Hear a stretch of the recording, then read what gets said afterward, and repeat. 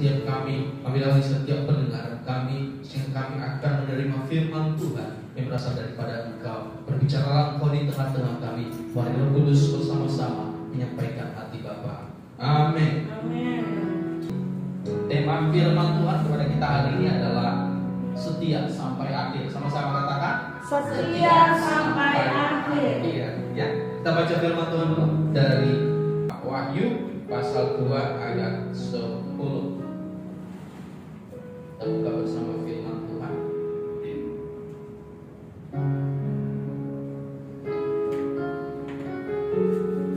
Ya, Ayub pasal 2 ayat ke-10. Wahyu pasal 2 ayat yang ke-10. Kita baca bersama-sama. 1, 2, 3, ya. Jangan takut terhadap apa yang harus engkau derita. Sesungguhnya iblis akan melemparkan beberapa orang dari antaramu ke dalam penjara supaya kamu dicobai dan kamu akan beroleh kesusahan selama 10 hari. Hendaklah kau setia sampai mati, dan aku akan memberikan kepadamu mahkota kehidupan. Nah, di firman Tuhan ada tekanan, kata berkata hendaklah kamu. Ada sebuah perintah untuk bisa kita kerjakan, yaitu setia sampai mati. Dan dikatakan dan aku di sini katanya adalah, perkataannya di sini adalah Tuhan yang mengatakan, dan Tuhan akan mengaruniakan kepadamu apa?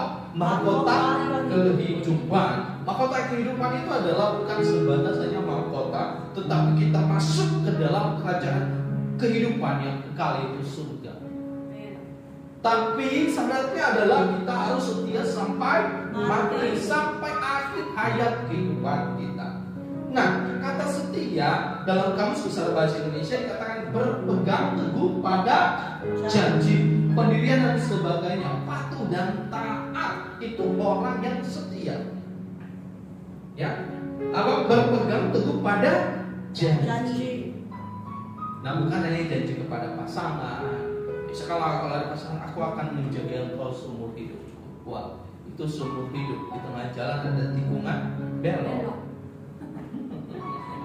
Ya kan, ada tikungan belok. Ya. Itu kan kenapa? Itu karena ada banyak rintangan. Nah, Tuhan ajarkan kita untuk menjadi orang setia, berpegang pada janji. Makanya jangan pernah orang takut akan Tuhan, orang yang setia sama Tuhan, dia nggak pernah mengungkapkan janji kalau dia tidak mampu mengerjakan. Ketika menikah, mengungkapkan janji, betul apa tidak? Ya, betul mengungkapkan janji. Saya yang bernama contoh Tirius Jai akan menikahi engkau, contoh istri saya Yudi Gabriela Dahi. Aku berjanji. Di situ aku berjanji di hadapan Allah, di hadapan jemaat, bahwa aku akan menjaga engkau seumur hidup. Itu janji yang diungkapkan di saat nikah. Itu bukan ungkapan janji yang asal-asalan. Sebelum masuk ke dalam pernikahan, itu sudah pikirkan dulu. Itu janji aku akan ucapkan, dan janji itu aku akan kerjakan sampai seumur hidup. Dikatakan nanti sampai maut memisahkan. Hai kita yang orang-orang yang bermain-main di dalam keluarga, stop. Ingat janji Tuhan dan ingat janjimu terhadap Tuhan. Janji itu adalah sebuah yang harus kita kerjakan, berpegang teguh, dan itu adalah orang-orang yang setia. Dan hanya orang yang takut akan Tuhan yang mampu melakukan. Sekali lagi, hanya orang yang setia kepada Tuhan yang mampu melakukan. Nah, di sini dikatakan berpegang teguh pada janji Tuhan dan pada janji pendirian dan sebagainya, patuh dan taat. Itu adalah ciri-ciri orang yang setia. Nah, pertanyaannya begini, bagaimana kita bisa setia sampai akhir? Kalau kita punya pasangan, punya pacar, waktu saya punya pacar, kemudian saya harus berusaha menjadi orang yang setia terhadapnya. Apa yang harus saya lakukan? Saya harus mengerti apa maunya. Apa yang harus saya lakukan? Saya mengerti apa yang dia inginkan setiap waktu. Saya harus mengerti apa maunya. Saya harus mengerti bagaimana saya membuat dia bisa nyaman. Itu menandakan saya setia terhadap dia. Dan saya harus mengurung diri untuk bisa tidak terbuka terhadap orang lain. Itu setia. Selama saya pacaran, saya tidak pernah yang namanya pasang sini pasang sana, karena saya anak Tuhan. Sekalipun udah mau ujung putus karena nggak sampai pada detiknya, itu bukan karena nggak dilanjutkan, mungkin kita hanya jaga jodoh orang saja. Ya. Artinya begini, ketika saya mulai berpikir untuk pacaran, saya harus berkata, oh ini cukup satu, nggak perlu. Sekalipun saya punya potensi untuk bisa membuka cabang, emangnya perusahaan buka cabang sana sini. Saya punya potensi untuk hal itu, tapi saya nggak mau memilih karena saya anak. Hingga pada detiknya saya berhenti untuk pacaran di tahun 2016. No untuk pacaran. Ya saya fokus. Ya Tuhan, saya mau ingin melayani Tuhan dulu, lebih fokus. Dan akhirnya Tuhan tunjukkan ulang rusuk yang hilang ini yang diambil Tuhan di saat Adam tertidur. Dia tunjukkan di tahun 2020. Dan ketika kita sudah melakukannya dengan benar, ingat, waktu saya nikah sepeser pun duit tidak ada, baby yang terkasih. Saya berpikir begini, saya mulai pacaran di bulan 4 itu sudah mulai bawa dalam doa. Ya, bawa dalam doa, doakan dulu, benar nggak ini jodoh? Ya sampai bulan 4, bulan 6 lapor sama calon waktu itu ya. Sekarang udah papa mama mertua ya. Lapor, saya menyukai gadis Anda. Asik, harus begitu lapor. Ya. Lapor. Di saat melapor Bapak Ibu yang terkasih, gemetaran ya. Gimana caranya gitu kan? Karena setiap hari sudah berjumpa. Setiap hari berjumpa, pekerjaannya adalah ya bermain, main gaplek gitu sama papa mertua gitu ya. Tapi jumpa ini adalah keseriusan ya. Harus apa yang harus saya lakukan gitu. Jangan sampai membuat kekecewaan ke depannya. Ini makan kaca 1 biji dulu. Ungkapkan rasa. Bulan 6 saya bilang bulan 8 kami mau tunangan. Saya langsung katakan juga bulan 12 kami mau nikah. Bapak mertua jawab bapak, santai aja dulu bro, jangan ngebut. Satu-satu diselesaikan dulu. Tapi saya berkata itu dengan berkata saya sudah waktunya Tuhan. Saya sudah melakukan dengan setia dan saya tahu apa yang saya lakukan. Saya melakukan untuk Tuhan dan Tuhan pasti mencukupkan segalanya. Dan Bapak Ibu yang terkasih, saya mulai dengan 0%. Ketika tunangan butuh duit sekian banyak dan Tuhan cukupkan sesuai dengan kebutuhan sehari-hari. Tidak lebih, tidak kurang, tapi cukup di saat itu. Di saat nikah, saya mulai berpikiran, mana yang nyambil duit? Butuh duit sekitar 100 juta lebih. Karena namanya pertama kali dan untuk seumur hidup, tidak ada kedua kali. Saya berkata saya mau bahagiakan pasangan saya. Dan apa yang harus saya lakukan? Saya Tuhan membuka. Ternyata banyak tangan-tangan yang terbuka untuk memberkati dan Tuhan cukupkan semua. Itu kalau kita lakukan dengan setia, itu dampaknya bagi kita. Makanya Bung Jarod kalau sudah memilih sekarang ini setia, Tuhan pasti cukupkan segalanya. Haleluya. Dan saya yakin ketika dilakukan dengan penuh doa di hadapan Tuhan, bahwa dalam doa Tuhan aku mau lakukan dengan iman, saya yakin Tuhan pasti cukupkan. Tidak ada yang tidak. Tuhan tahu, semua Tuhan tahu. Asal kita benar-benar lakukan dengan baik. Oke. Nah, bagaimana kita melakukan? Kita baca dulu Ayub pasal 1 ayat 21. Apa dikatakan? Dikatakan di sana, katanya dengan telanjang aku keluar dari kandungan ibuku, dengan telanjang juga aku akan kembali ke dalamnya. Tuhan yang memberi, Tuhan yang mengambil. belajar dari satu tokoh hari ini adalah Ayub, yang memang benar-benar terkenal setia di hadapan Tuhan. Kita buka dulu sebelumnya di Ayub, ya, Ayub pasal 1 ayat yang ke-7. Pada suatu hari datanglah anak-anak Allah menghadap Tuhan, dan di antara mereka datanglah juga iblis. Ayat yang ke-7, maka bertanyalah Tuhan kepada iblis, dari manakah engkau? Lalu jawab iblis kepada Tuhan, dari perjalanan mengelilingi dan menjelajah bumi. Ayat yang ke-8, lalu bertanyalah Tuhan kepada iblis, apakah engkau memperhatikan hambaku Ayub? Sebab tiada seorang pun di bumi seperti dia, yang demikian saleh dan jujur dan takut akan Allah dan menjauhi kejahatan. Coba bayangkan, Bapak Ibu yang terkasih, siapa yang sudah pernah naik ke surga? Belum pernah ada ya. Saya yakin di antara kita kalau sudah pernah ke surga, mungkin tidak ada di sini ya. Tapi ini adalah iblis datang ke surga. Coba bayangkan, karena memang iblis berasal dari surga, yaitu si Tante Lucifer yang mau sama dengan Allah. Tidak sampai di surga, kau berkata kepadanya, hei, kau memperhatikan hambaku Ayub.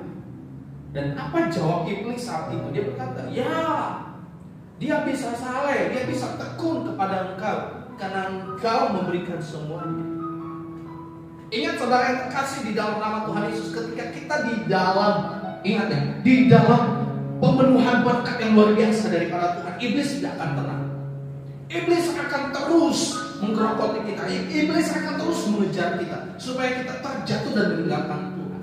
Ketika kita hidup di dalam spesialnya Tuhan, di dalam pemeliharaannya Tuhan, iblis tidak akan tenang. Iblis akan terus. Ketika engkau sudah memilih mengikut Tuhan, engkau sudah memutuskan untuk membuat Tuhan termulia di dalam kehidupan, ingat, iblis terus mengambil engkau dan memperhatikan engkau setiap hari. Karena kenapa? Karena iblis tidak mau semua umat manusia dekat kepada Tuhan. Hanya saja begini Bapak Ibu, kita belajar dari Ayub hari ini.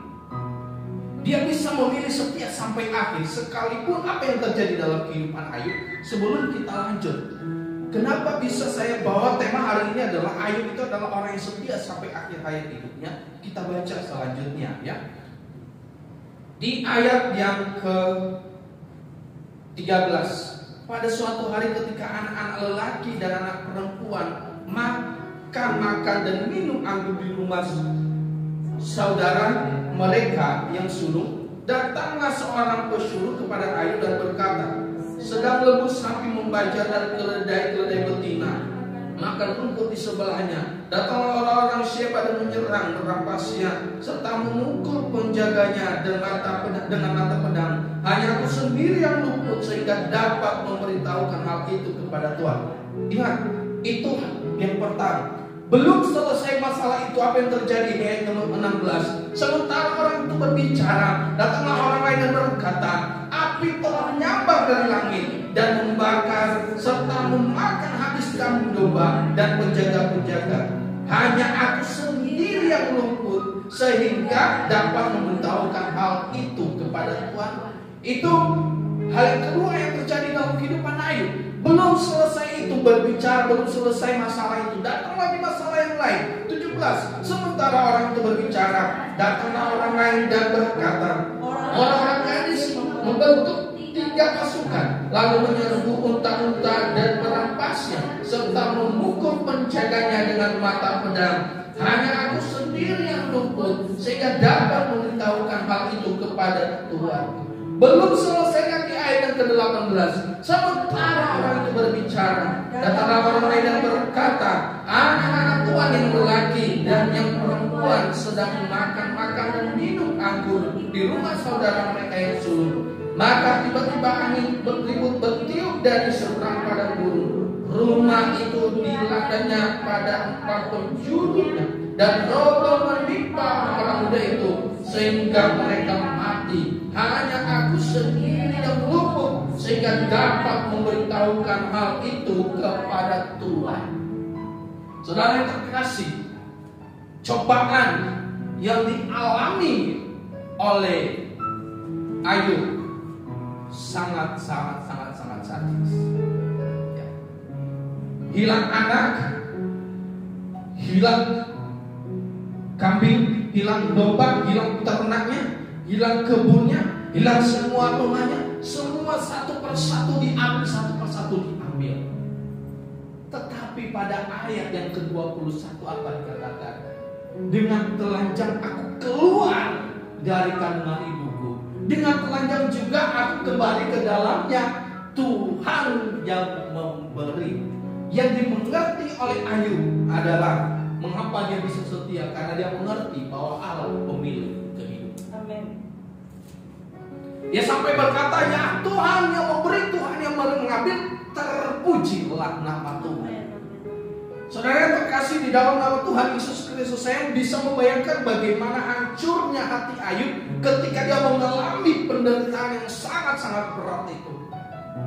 Siapa yang tidak sedih ketika kehilangan seorang anak? Siapa yang tidak sedih ketika kehilangan harta benda? Siapa yang tidak sedih ketika semuanya hangus habis, tak ada satupun yang ketinggalan? Tapi Ayub berkata, dengan telanjang aku keluar dan dengan telanjang aku akan kembali.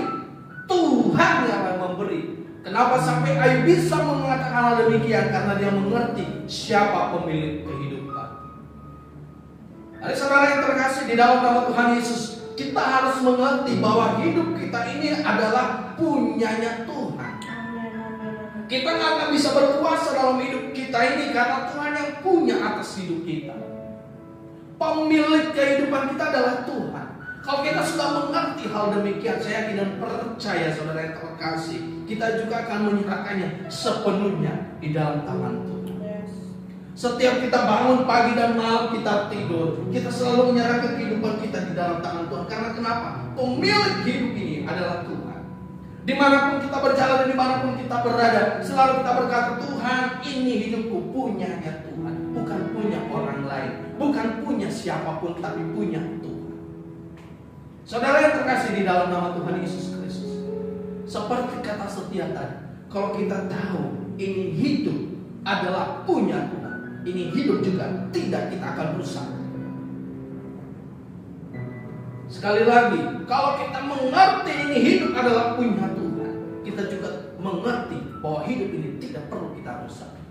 Banyak kita bisa merusak kehidupan ini dengan berbagai macam yang kita lakukan di luar sana. Itu bisa merusak. Tidak setia dengan pasangan itu juga merusak kehidupan, merusak masa depan, merusak anak cucu kita karena tidak memilih untuk setia. Harus kita mengerti bahwa punya Tuhan. Waktu dulu dikatakanlah telanjang, artinya begini, ketika kita datang di bumi ini tidak ada apa-apanya.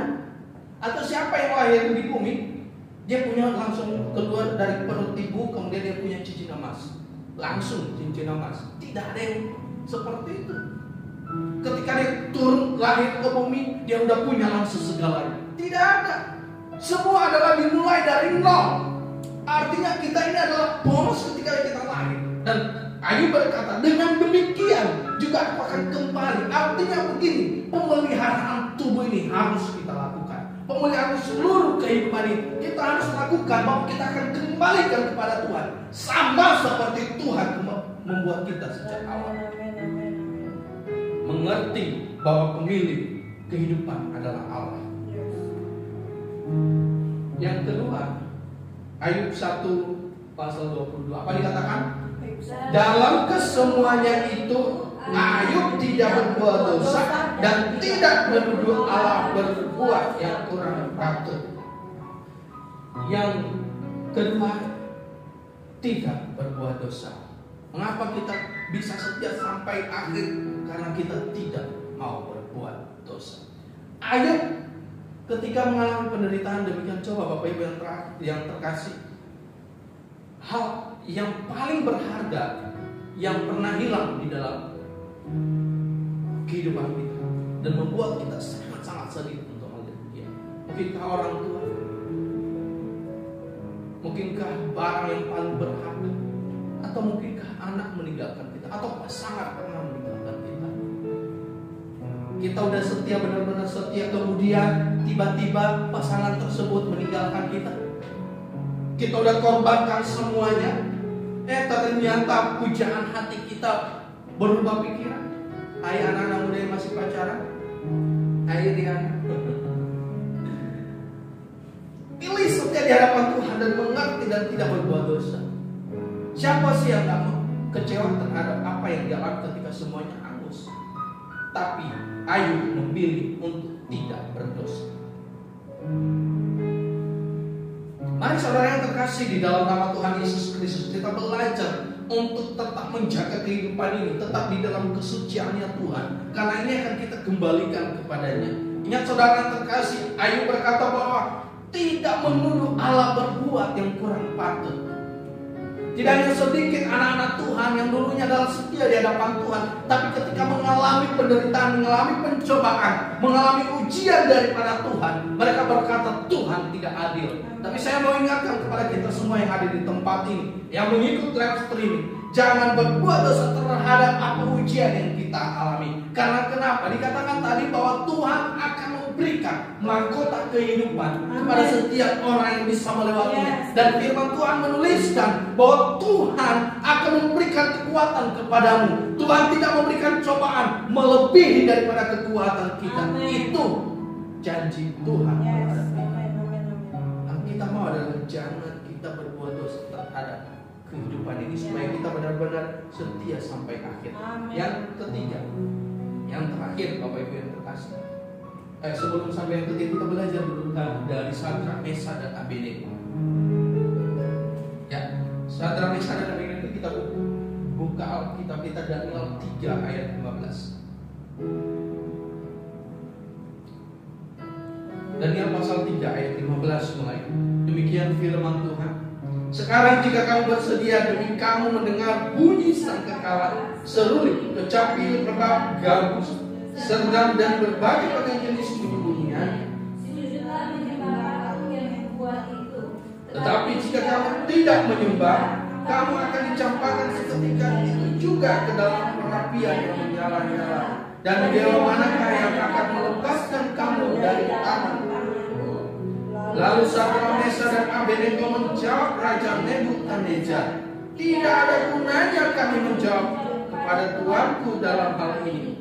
Jika Allah kami yang tidak sanggup melepaskan kami, maka Ia akan melepaskan kami dari perapian yang menyala-nyala itu dan dari dalam tanganmu ya Raja. Tetapi seandainya tidak, hendaklah Tuanku mengetahui ya Raja, bahwa kamu tidak akan memuja dewa Tuanku dan tidak akan menyembah patung emas yang Tuanku dirikan itu. Maka meluaplah ketegangan Nebukadnezar, air mukanya berubah terhadap Sadrak, Mesak, dan Abednego. Lalu ia diperintahkan supaya perapian itu dibuat 7 kali lebih panas dari yang biasa. Kepada beberapa orang yang sangat kuat dan tentaranya dititahkannya untuk mengikat Sadrak, Mesak, dan Abednego dan mencampakkan mereka ke dalam perapian yang menyala-nyala. Kita belajar dari kehidupan mereka. Mereka memilih tidak berbuat dosa sekalipun di ambang pintu kematian. Titan Raja berkata begini, kalau engkau tidak menyembah patung dan engkau tidak menyembah dewa yang saya buat ini, maka engkau akan dimasukkan ke dalam perapian yang menyala-nyala. Dan dipanaskan berapa kali? 7 kali lipat panasnya. Mungkin ketika kita masuk langsung hilang. Kenapa? Langsung kebakar.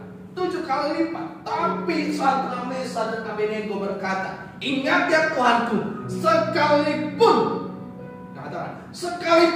Allah yang kami sembah tidak membebaskan kami dari perapian yang menyala-nyala. Artinya begini, Sadrak, Mesak berkata begini, sekalipun perapian yang menyala-nyala ini menghanguskan tubuh jiwa raga kami, tapi ingat, kami tidak akan menyembah patung. Artinya mereka berkata begini, bahwa mereka tahu pemilik hidup ini adalah Allah, bukan dewa, bukan patung, bukan apa-apa. Itu yang mereka lakukan. Mereka memilih untuk tidak berbuat dosa. Adakah kita bisa setia sampai kepada ambang pintu kematian? Ini sudah mati, mau milih yang mana? Mau ke kiri atau mau ke kanan? Kalau ke kanan mati, kalau ke kiri mati juga. Terus kita mau kemana? Yang harus kita lakukan berserah kepada Tuhan. Amin. Saya yakin dan percaya Tuhan akan bersama. Yes. Yang ketiga, yang terakhir, kita baca di Ayub 2 ayat 9 sampai dengan 10. Demikian firman Tuhan. Maka berkatalah istrinya kepadanya, masih bertekunkah engkau kepada dalam salehanmu? Kutukilah Allahmu dan matilah. Tetapi jawab Ayub kepadanya, engkau berbicara seperti perempuan gila. Apakah kita mau menerima yang baik dari Allah, tetapi tidak mau menerima yang buruk?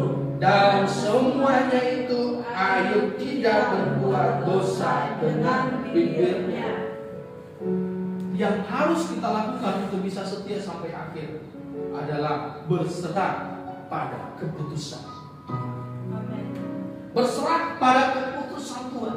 Bukan keputusan kita, tapi keputusan Tuhan. Tuhan mau apa dalam kehidupan kita? Ayub mengerti bahwa apa yang Tuhan putuskan dalam kehidupannya itulah yang terbaik. Sekalipun hangus, apa dikatakan di ayat ke-10 tadi? Engkau berbicara seperti perempuan gila. Terkadang orang yang terdekat kita tidak mendukung kita di saat-saat yang sangat genting. Terkadang di sekitar kita orang yang sangat dekat dengan kita akan membawa kita lebih lagi hancur dibanding sehancur-hancurnya. Coba bayangkan, Ayub sudah dilihat, Ayub tidak bisa ngapa-ngapain lagi. Ayub penuh dengan kudisan, mulai dari ujung kepala sampai telapak kaki. Hangus semuanya, anak-anaknya hangus semuanya. Tidak ada yang tertinggal, harta benda, peternaknya hangus semuanya.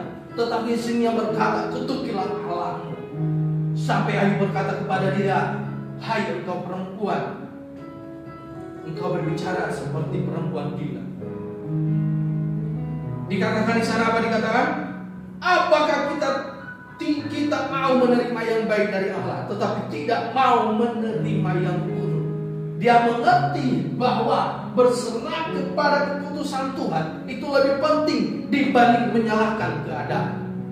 Berserah kepada apa maunya Tuhan lebih penting daripada menyalahkan orang lain.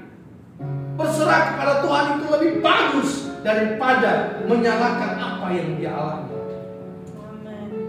Mari saudara yang terkasih, dalam setiap langkah kehidupan kita, serahkan semuanya pada keputusan Tuhan. Untuk itu bagaimana kita mengerti bahwa ini adalah keputusan Tuhan? Dekatlah sama Tuhan. Dekat kepada apa yang maunya Tuhan. Koneksi kita terhadap Tuhan itu yang diperbaiki. Ketika waktu saya menikah, ini karena berbicara setia. Ketika saya menikah, saudara yang terkasih, mama dari kampung itu udah cari-cari pasangan, saya, udah cari-cari jodoh, kirim nomor handphone, kemudian kirim foto, karena di kampung ada tiga orang sudah ini. Saya komunikasi, tapi ketika berdoa sama Tuhan, Tuhan tidak kasih tunjuk. Tapi kepada pasangan saya, istri saya hari ini, yang dulu udah 4 tahun, 4 tahun bersama hanya sebagai teman. Saya anggap sebagai saudara. Tidak ada apa-apa, tidak ada perasaan. Dan ketika Tuhan memutuskan, apakah saya mau melawan? Woi Tuhan, kenapa nggak dari dulu? Udah 4 tahun kami bersama. Ini capek aja kami bersama-sama, hanya begitu saja main-main gitu ya. Ternyata ini dia jodoh saya. Keputusan Tuhan. Ketika saya berdoa, Tuhan siapa jodoh saya? Karena mama udah minta-minta nih. Dan saya berkata juga, ya Tuhan janji dulu. Waktu saya kuliah saya pernah berdoa sama Tuhan. Saya janji, Tuhan saya mau menikah di umur 28 sampai 30. Tuhan tunjukkan jodoh saya. Memang sebelum umur itu Bapak Ibu yang terkasih, saya melanggar janji itu. Saya pacaran. Nah ini namanya udah mulai melenceng. Ketika 2016 saya putuskan, saya kembali kepada janji. Tuhan, saya mau lakukan janji Tuhan. Saya berjanji 28 sampai 30 saya nikah. Berarti sebelum itu saya sudah mencari jodoh. Ingat janji itu, saya berdoa sama Tuhan. Tuhan, umur saya di 2020 ini 30 tahun. Ingat janji saya dulu Tuhan, jangan sampai lewat. Nanti dibilang udah kepala 3 belum nikah. Ya bukan masalah itu, tapi janji kita terhadap Tuhan. Dan yang ditunjukkan bukan orang yang dikirim oleh mama, fotonya. Yang ditunjukkan adalah orang yang setiap hari bersama, yang hanya teman gitu ya, yang sering buat teh manis kalau ke rumah. Ya itu yang ditunjukkan Tuhan. Loh kok ini Tuhan, saya waktu berdoa benar ini terjadi dalam kehidupan saya di tempat itu. Ya benar, dia tunjukkan. Loh kok ini Tuhan? Saya bertanya lagi sama Tuhan, tapi saya kembali lagi. Tuhan yang tunjukkan, kok bertanya? Tanya Tuhan, itu benar atau enggak? Oh iya benar, saya tunjukkan pada saya Tuhan. Ini jodoh saya atau enggak? Kenapa dia muncul dalam doa saya? Tapi akhirnya karena Tuhan yang memutuskan, karena belum. Mohon maaf, saya pernah berkata kepadanya, kalau saya punya pasangan itu seperti ini, hanya sebagian yang ada di dalam diri. Saya berkata demikian, benar dia ada istri saya ada di sebelah kanan. Saya berkata demikian. Ini pilihan saya agak lumayan tinggi standar. Ya saya memang punya standar agak tinggi, itu manusiawi. Tapi ketika kembali sama Tuhan, standar manusia tidak butuh sama Tuhan, dia butuh standarnya Tuhan. Dan Tuhan gagalkan semua standar itu, dan Tuhan berkata, ini standarku dan kau harus menerima. Saya berkata, siap Tuhan. Gak ada kata lain lagi. Oh enggak, saya akan cari yang lain. Tidak. Ketika kita sudah berserah kepada keputusan Tuhan, kita harus menerimanya. Dan ketika saya berjanji di hadapan Tuhan, di hadapan jemaat, saya menangis, saya berkata, Tuhan, ini janji seumur hidup. Mampukan saya untuk melakukan. Ini bukan janji janji sebarang gitu ya. Bukan janji manis.